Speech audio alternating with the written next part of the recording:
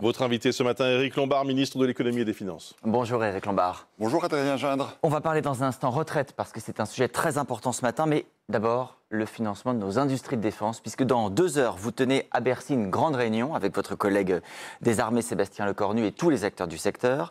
On va évoquer notamment les solutions, mais d'abord pour bien poser le décor, de quoi parle-t-on? Combien d'argent faut-il trouver? Alors avant de parler d'argent, il faut rappeler la situation mondiale qui a beaucoup changé, puisqu'en fait le parapluie américain est devenu incertain, on l'a vu, et l'Union européenne doit devenir adulte en matière de défense. Nous devons nous organiser pour préparer la paix, pour garantir la paix. Pour ça, il faut qu'on investisse dans la défense européenne. Et la défense, au départ, ce sont des entreprises. 4000 entreprises du secteur de la défense que nous allons réunir avec le ministre Sébastien Lecornu. Ces entreprises, 4000 entreprises, 200 000 emplois, ont besoin de se développer pour fournir les armées européennes et encore une fois assurer la paix. Et donc ça coûte combien ce développement? Les entreprises auront besoin à peu près de 5 milliards de fonds propres, de capitaux nouveaux, d'argent des investisseurs publics et privés, afin d'augmenter les chaînes de production, de se développer. D'ailleurs, on ira avec le ministre inaugurer une usine à Bergerac cet après-midi. Donc les 5 milliards, ce sera à la fois de l'argent public et de l'argent privé? Ce sera de l'argent public de BPI France, de la Caisse des dépôts, de l'État, mais de l'argent privé. Nous avons besoin d'argent privé. Ce sont des entreprises privées. Il y a 9 très grandes entreprises françaises qui sont les têtes de file de ces grandes activités, les avions, les missiles, les armes terrestres, le spatial. Mais il y a un grand nombre de PME. Il y a 4000 PME, ETI, qui ont besoin de capital. Alors, Éric Lombard. Qui ont besoin de prêts, de financement. Très concrètement, ça fait plusieurs semaines qu'on se demande si l'épargne des Français va être mise à contribution pour financer cet effort. Quelle est la réponse? Sur une base volontaire. Beaucoup de Françaises et de Français vont vouloir souscrire des produits de défense. Et d'ailleurs, la Banque publique d'investissement BPI France va lancer un produit. Pour 500 €, vous pourrez devenir indirectement actionnaire des entreprises du secteur de la défense. Mais beaucoup de fonds privés, que je ne peux pas citer, sont aussi engagés. C'est pour celles et ceux qui le veulent. C'est un placement d'ailleurs... Je m'arrête pour bien comprendre, Éric Lombard. Vous nous dites ce matin, un nouveau fonds va être créé pour que les Français puissent investir une partie de leur épargne qui servira pour la défense. Réexpliquez-nous ça. Un nouveau fonds va être créé par BPI France. Les Français pourront, par des tickets de 500 €, placer leur argent sur du long terme, parce que c'est du financement d'entreprise, mais je parle de BPI France que c'est une banque publique, mais les grands réseaux bancaires, les grands réseaux d'assurance vont mettre à disposition d'autres fonds, des fonds purement privés, pour que celles et ceux qui le souhaitent, sur une base de volontariat, et ça s'adresse évidemment à celles et ceux qui ont un peu d'épargne à long terme. Ce n'est pas comme le livret A, de l'argent qu'on peut placer et reprendre 2 mois après. Mais c'est très important d'associer l'ensemble des Françaises et des Français à cet effort. Et encore une fois, ce seront des bons placements parce que c'est une bonne et une mauvaise nouvelle, mais nous devrons, dans la durée, augmenter notre effort de défense nationale. Éric Lombard, vous dites... Comme le livret A. Le livret A, il a un taux fixe. On sait à l'avance combien on va gagner. C'est 2,4% en ce moment. Ces placements-là, ils seront rémunérés à combien? Ça n'a aucune relation, si je peux dire. Le taux du livret A dépend d'une formule, d'ailleurs, qui dépend des taux à court terme, qui dépendent de l'inflation. Les fonds du livret A, ils servent d'abord à financer le logement social. Ça ne va pas bouger. Ils vont d'ailleurs servir à financer notre nouveau programme nucléaire. On est en train de lancer un programme de 6 nouveaux réacteurs nucléaires. Ils peuvent financer... si les dirigeants de la Caisse des dépôts y souscrivent, des infrastructures de défense, par exemple des casernes ou des infrastructures.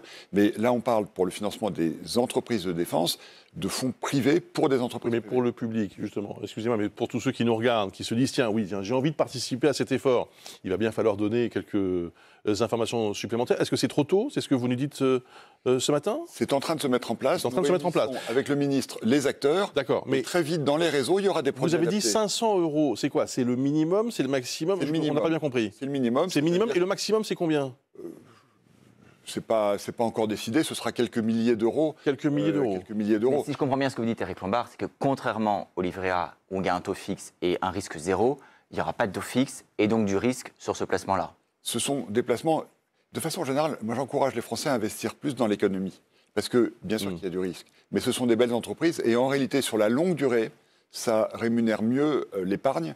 Et donc, encore une fois, pour celles et ceux qui ont d'épargne, c'est une façon de préparer l'avenir. C'est combien de temps ça sera bloqué combien de temps? Est-ce que c'est 5 ans?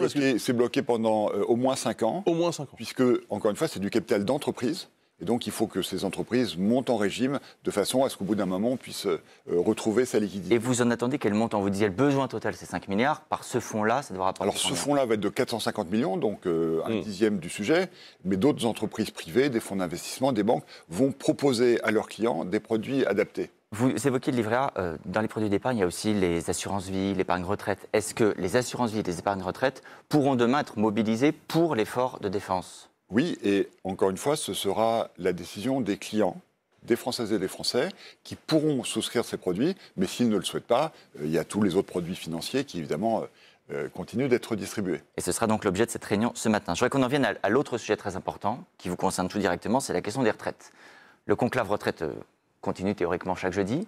Il se trouve qu'après le départ de Force ouvrière, de l'organisation patronale UDP, les artisans, hier soir, c'est la CGT qui a dénoncé une trahison de François Bayrou et qui dit se retirer. Est-ce que le conclave sur les retraites ce matin est caduc? J'ai entendu Marie-Lise Léon la CFDT. au téléphone, j'ai vu Patrick Martin. Il y a encore des très grandes organisations représentatives qui sont prêtes à continuer. Là, vous dites CFDT, MEDEF sont toujours là, certes. Et d'autres. Donc le départ de la CGT ne change rien. J'aurais préféré que la CGT reste. On savait depuis le début qu'ils hésitaient. Voilà, la décision est prise.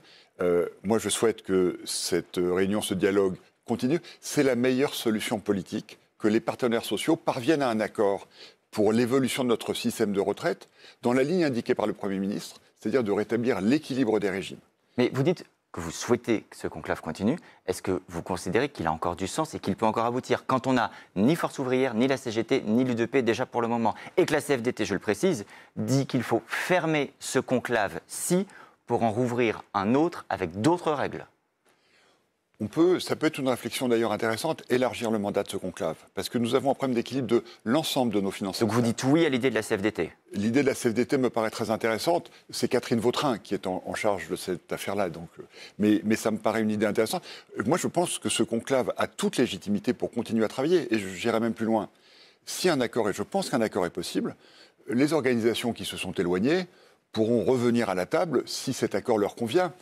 En tout cas, c'est très important de faire vivre la démocratie sociale dans notre pays. J'y suis très attaché. Vous avez raison, Éric Lombard, de dire que c'est la ministre du Travail, Catherine Vautrin, qui est en charge. Mais je vous interroge aussi parce que vous êtes celui qui a contribué à éviter la censure du gouvernement en ramenant les socialistes à la table des discussions. Il se trouve qu'Olivier Faure, le patron du PS, a dénoncé une trahison de François Bayrou hier sur l'antenne d'LCI.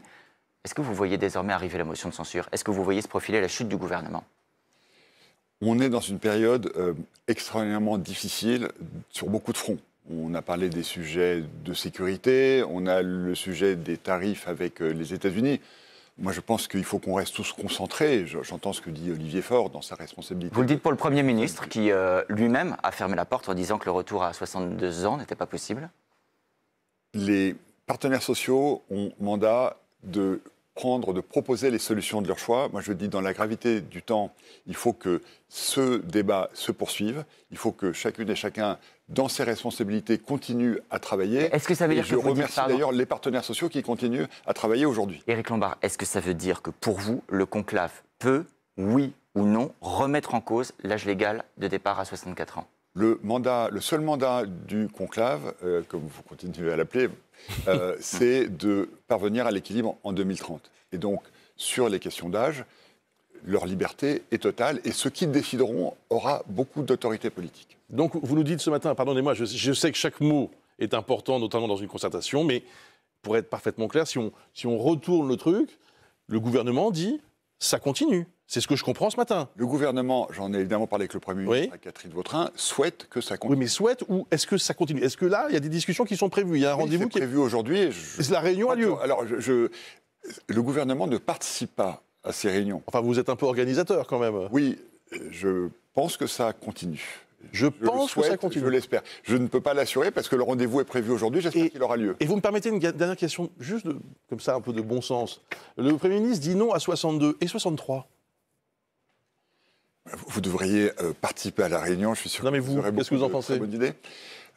Moi, je me suis interdit de rentrer dans cette négociation. Je la suis, je dialogue avec l'ensemble des parties prenantes, avec beaucoup de plaisir, parce qu'ils sont tous très engagés et ce sera très bien, parce que je suis convaincu que ça va réussir. Merci beaucoup, Éric Lombard. Merci, Adrien.